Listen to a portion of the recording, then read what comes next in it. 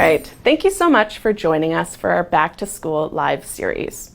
Before we begin, we would like to acknowledge that the land on which we are hosting this webinar is the traditional territory of the Haudenosaunee and the Anishinaabe peoples, many of whom continue to live and work here today.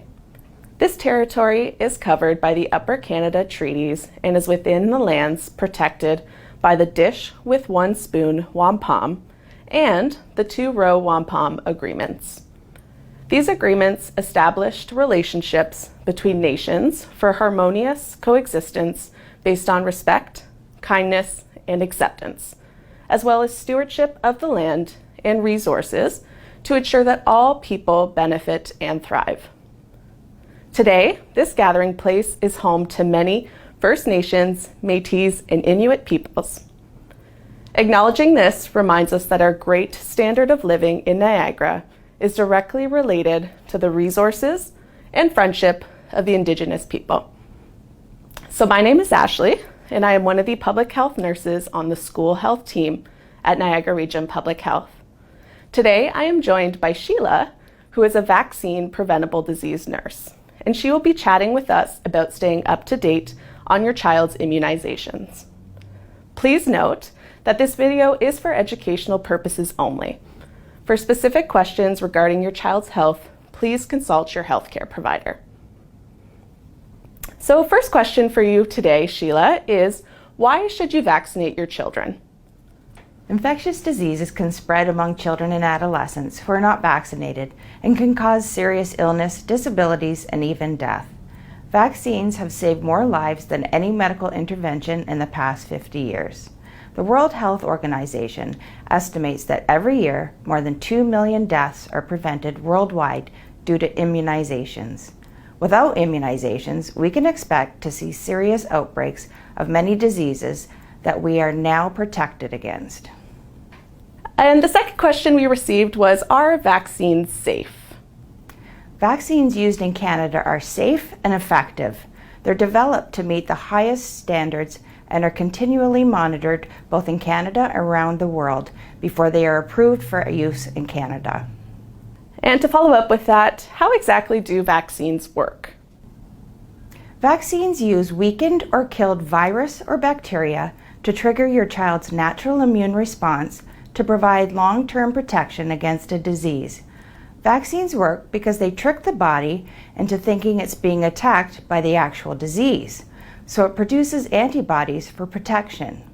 The virus or bacteria in a vaccine will not make your child sick with the disease. Instead, it's like a rehearsal for the immune system, so your child is prepared if they're exposed to the real disease.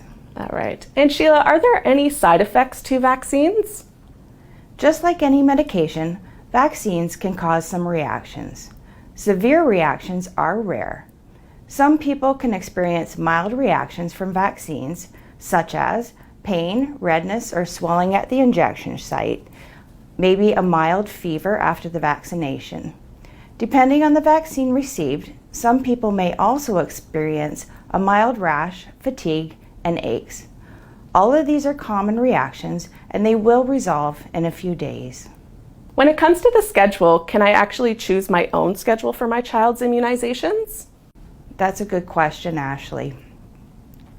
The routine childhood immunization schedule is based on scientific evidence.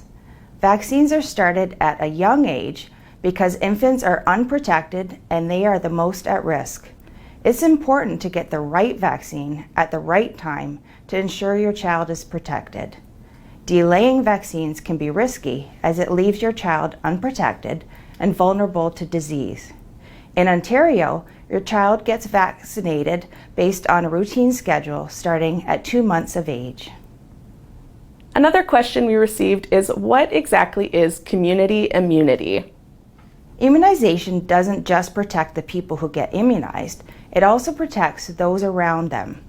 When the majority of people in a community are immunized against a disease, it greatly reduces the chances of that disease spreading in the community. It protects people such as infants who are too young to be immunized, those who cannot be immunized due to medical reasons, and people that may not respond as well to immunizations, such as the elderly. This is called community immunity or herd immunity. Getting immunized and immunizing your children is not just about personal protection, it's also about your community and protecting the community. Now, how would I keep my child's records up to date? It's your responsibility to keep your own record of vaccines received. Bring your child's yellow immunization card to the appointment for updating. Parents and guardians are responsible for reporting vaccines administered to school-aged children to their local public health unit. Doctors' offices are not required to report this information on your behalf. And to follow up with that, how would I know if my child is up to date on their vaccines? Check your child's record and compare it to the routine schedule here on the back of the yellow card. The routine schedule begins with several vaccines as an infant.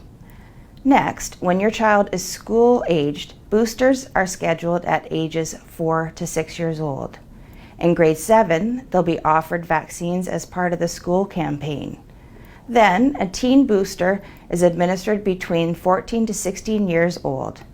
If you're unsure, you can always check with your health care provider. You can also call Niagara Region Public Health to discuss your child's record with a nurse. They will work with you and your health care provider to find a plan that works to catch your child up if necessary. And to kind of go along with that, what if I can't find my child's record? Niagara Region Public Health will work with you to try and locate your child's record. If a record cannot be located, a nurse will work with you to develop a catch-up plan. Another question we got, Sheila, for you is what vaccines do my children need to attend school? By law in Ontario, public health requires either an up-to-date vaccination record or a valid exemption form on file. This is required for each child attending a licensed child care center or licensed home child care agency under the Child Care and Early Years Act, or primary or secondary school under the Immunization of School Pupils Act. Visit our website to see exactly which vaccines are required for your child depending on their age. Can I choose not to vaccinate my child? Good question, Ash. When choosing not to immunize, you must be aware of the risks. Your child is at risk of getting a vaccine-preventable disease. Also note, in the case of an outbreak, unvaccinated children are not able to attend school. You can find the instructions for an exemption form on our website. And where can my child get vaccinated, especially now during the pandemic? That's another good question, Ashley, especially during the pandemic. Your child can be immunized at your healthcare provider or a walk-in clinic. Public health units also offer vaccine clinics, but due to COVID, these clinics have been put on hold. Niagara Region Public Health is working on plans for school vaccine catch-up and general vaccine clinics. Please stay tuned. To go along with that, what would my child do if they do not have a health card? Another great question with a lot of people coming to Canada. There are some clinics that will provide vaccines without a health card. Niagara Region Public Health can help you find one. And a very relevant question right now is what is spacing between the COVID vaccines and non-COVID vaccines? As a precautionary measure, NACI has recommended specific intervals between COVID-19 vaccine and other vaccines. After receiving any COVID-19 vaccine, dose 1 or 2, wait 28 days before getting any other type of vaccine, unless directed by a healthcare provider. After receiving a non-COVID-19 vaccine, wait 14 days before getting a COVID-19 vaccine, again, unless directed by a healthcare provider.